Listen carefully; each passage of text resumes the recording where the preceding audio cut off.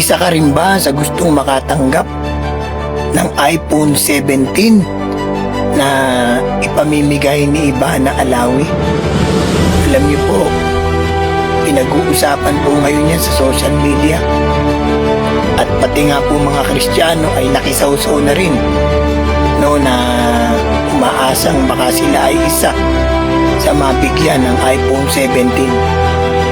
Pero alam niyo po, may masigit pa po sa iPhone 17 na dapat nating hangarin na sain na mapasa atin. Ito po yung inaalok ng Panginoong Hesus na buhay na walang hanggan. Ang sabi po ng Roma 6:23, ngunit ang kaloob ng Diyos ay buhay na walang hanggan sa pamamagitan ni Kristo Jesus na ating Panginoon. Makatanggap ka man ng iPhone 17, hindi ka niyan madadala sa langit. Matanggap mo man yan, hindi yan magbibigay sa'yo ng kaligtasan ng iyong kaluluwa. Pero yung ikaw ay magpasya na sumampalataya sa Panginoong Hesus at magsisi sa iyong kasalanan, makakatanggap ka ng buhay na walang hanggan, na kung saan sa piling ng Diyos wala ng sakit, wala ng hirap, wala ng gutom, wala ng kamatayan.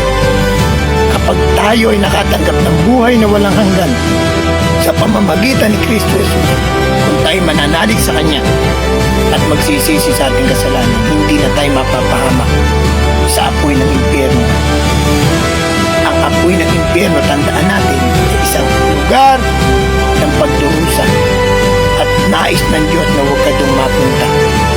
Kaya huwag mo sanang hayaan na hindi mo tanggapin yung inaalok sa iyo ng Panginoon na higit sa iPhone 17.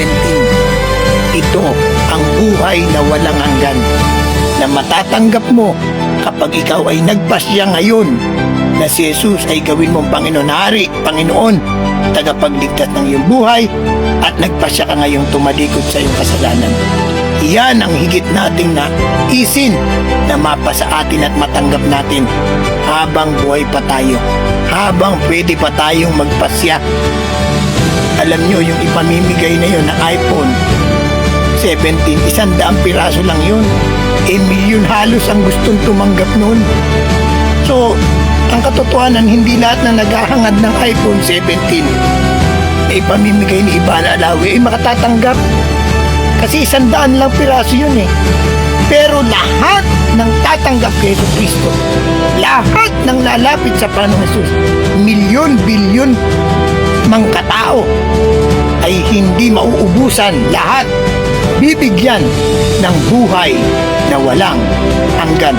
Kaya pag totoo kang sumampalataya, nanalig sa Panginoong Hesus, tiyak hindi ka mauubusan. Lahat mabibigyan ng buhay na walang hanggan. Kaya ang higit nating nasain at tangarin, hindi yung iPhone 17, kundi yung buhay na walang hanggan na ipinangako sa John 3:16.